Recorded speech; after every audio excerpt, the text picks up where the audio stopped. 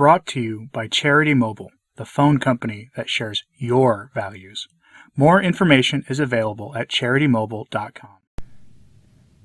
Maybe you've heard by now, but late last night, a letter from the Apostolic Nuncio began to circulate, coming first through Catholic Family News.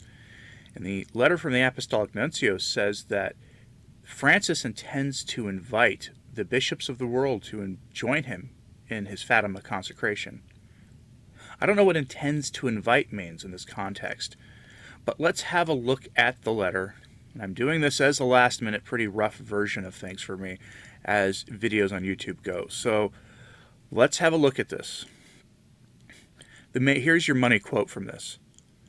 Quote, "The Holy Father intends to invite each bishop or equivalent in law, together with his priests, to join in this act of consecration, if possible, at an hour corresponding to 5 p.m. Rome time.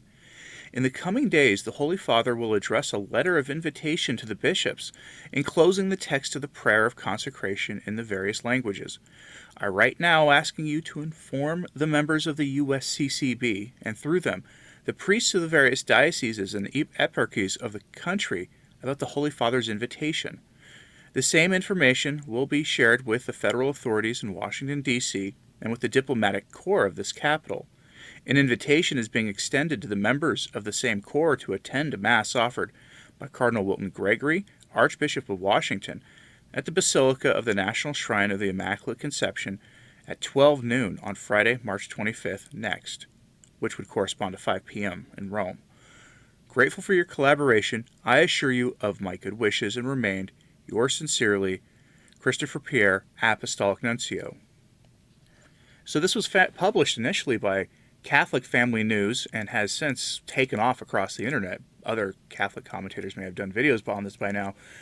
And I reached out to somebody, to Matt Gaspers, and I won't say what he told me his source was, but it was legit. The source was connected to the hierarchy.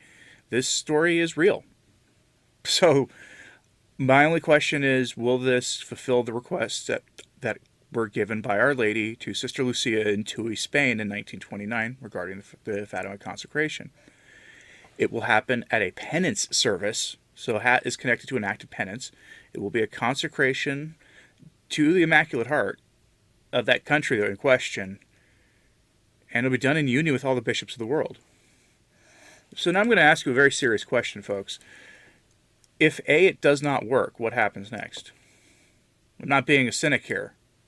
I'm just always a type of person who believes that plan B should be something we should have. If it doesn't work, what happens? The second question I have here is, given the state of the world, given the errors that are said to be smashed when this is done, and it should apparently take effect pretty immediate, though, again, what immediate means on heaven's timetable, I'm not sure.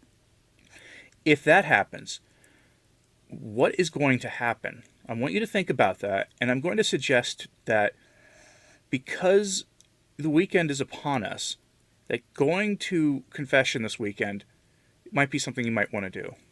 I'm not going to be doom and gloom about things, but in addition to just it maybe being prudent, of course, to go to confession and being in a state of grace, I mean, it's always prudent to be in a state of grace, but there hasn't been a lot of talk about what the implications are for if the consecration were done correctly. What would happen?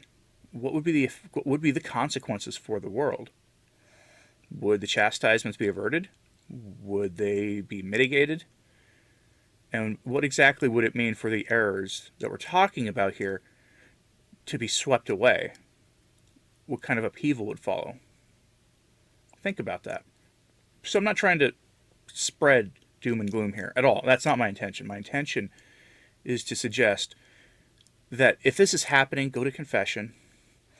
Because also, if it doesn't work, if Francis is an anti-pope and has no authority to do this, then I don't know what the consequences of that would be either. Because many of you watching this right now believe, with your full heart, firmly believe that Francis is an anti-pope, that he is not the vicar of Christ, especially since it appears that he rejected that title as a historic footnote or something in some document a couple of years ago, and because of the Pachamama incident. because of his track record of embracing theological error and all the rest of it, all the things I talk about regularly. So, what I think what we should do at this point is plan to go to confession whenever your parish has confession available. This is going live in addition to my normal video for Friday. So if you have access to a parish, if you work in a major metro area, there are often parishes that have daily mass available during the lunch hour. If not, then if you have a monastery near you, you can often drop in and ask for confession today if you want.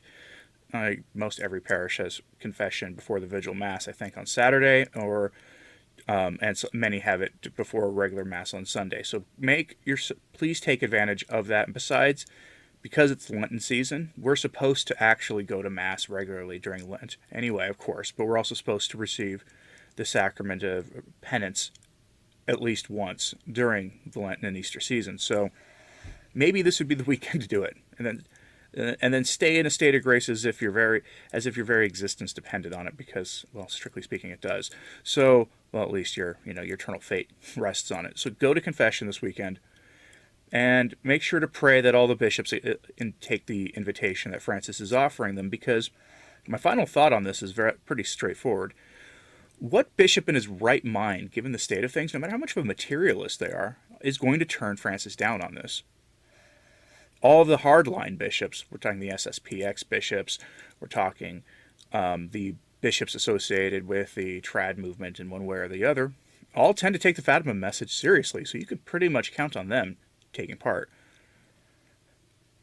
The modernist bishops, I mean, they all jump at anything Francis says to do for the most part, so they should take part. So it leaves you wondering, doesn't it? There has been a document circulating, though, an analysis from a theologian saying who responded initially to Francis's initial Fatima announcement, that for this to be in keeping with the request at Fatima, or the request given to Sister Lucia at Tui in 1929, the one that, in union with all the bishops of the world, that it would actually be required for him to issue a papal bull decreeing that any bishop who didn't participate would be automatically excommunicated. I don't know. That's above, I think, everyone's pay grade who isn't a theologian at this point. We'll find out. So, I gotta ask, everyone please pray that your bishop takes part. Because the international situation is pretty bad. And I think this will get most of them to take part. So we'll see. Anyway, folks, that's your Fatima update. Recorded as soon as I saw the news. And saw that it came from a valid source, because when it initially was circulating, it circulated from an online blog that had no connection to anybody. But then Catholic Family News broke it as well. I'll have it linked to my sources page at returntotradition.org today. That's the name of this podcast with a .org at the end. Just, look for the post with the title of this podcast in it. Anyway, pray for the church. I'm Anthony Stine. Ave Maria.